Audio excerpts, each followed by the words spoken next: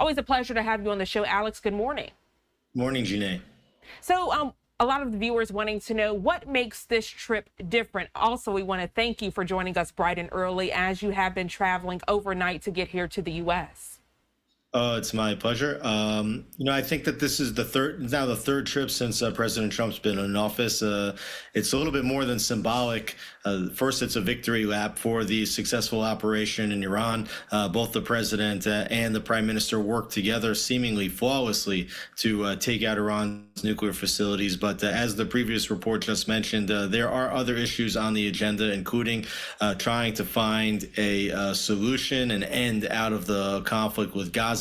At the same time, we see that Israel is very active militarily, even in the last 24 hours, attacking in Yemen, attacking in Lebanon, attacking in Syria.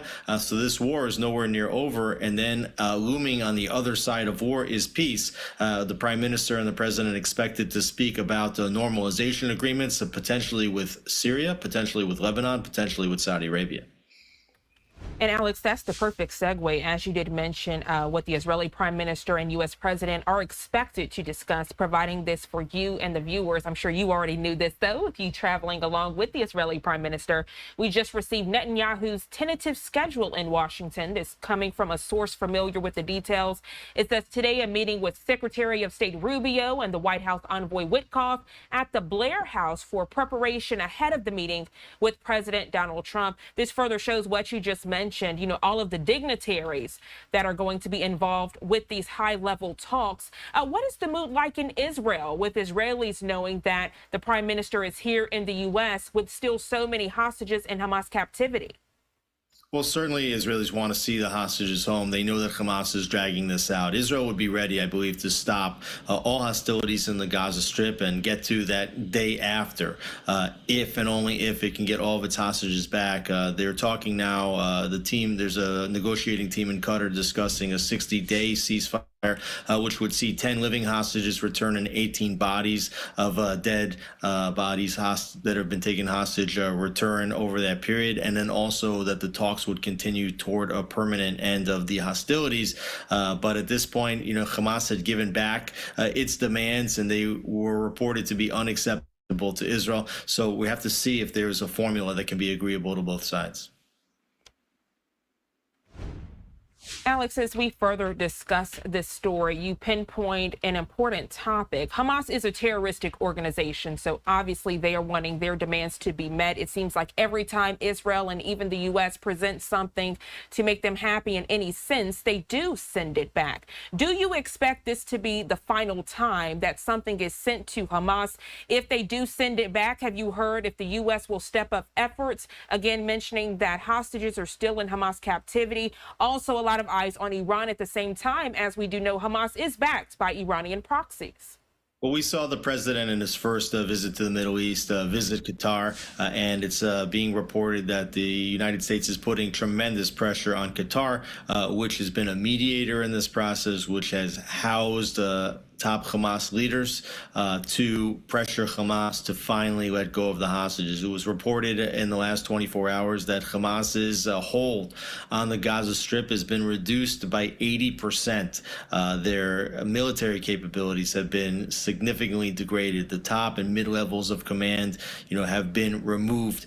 So Israel feels like there's a military victory there, but at the same time, the only card that Hamas holds is these hostages, and that's why they took them on the first day of this war. As you mentioned that, Alex, transitioning to give you and the viewers a live look at the Israel-Gaza border, I actually worked this weekend, and it looks like there was a lot of activity out in Gaza. No word if there were strikes, but we do know the IDF did tell people to seek shelter.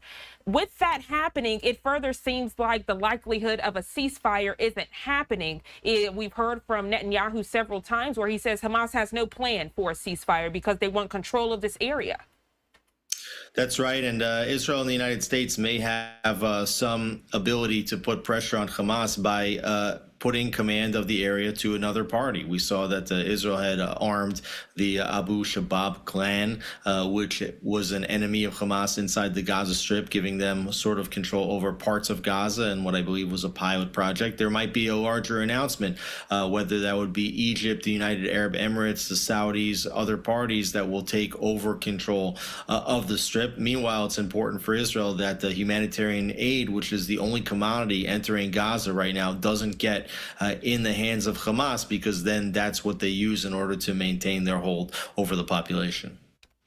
And Alex, I know you don't have a crystal ball, you can't see the future, but let's say the ceasefire does happen. What happens to Hamas? Do they just find another area to terrorize, more people to murder and kill? What happens? Because we have seen when one group dies down, another might ramp up. We saw that with Hezbollah towards the beginning of October 7th, correct? Well, it's definitely the big fear that if one group dies down inside Gaza, that another armed faction could arise. It's a very dangerous game. The Israelis had talked about a permanent end to hostilities that would see to all the hostages coming back, and the possibility for exile of remaining Hamas leaders, that they would have safe exit out of the Strip. If not, you will see fighting continue, unfortunately, and it could take weeks, it could take months for Israel to continue to go through the Strip, area by area, building by building, and to extricate the last Hamas gunman.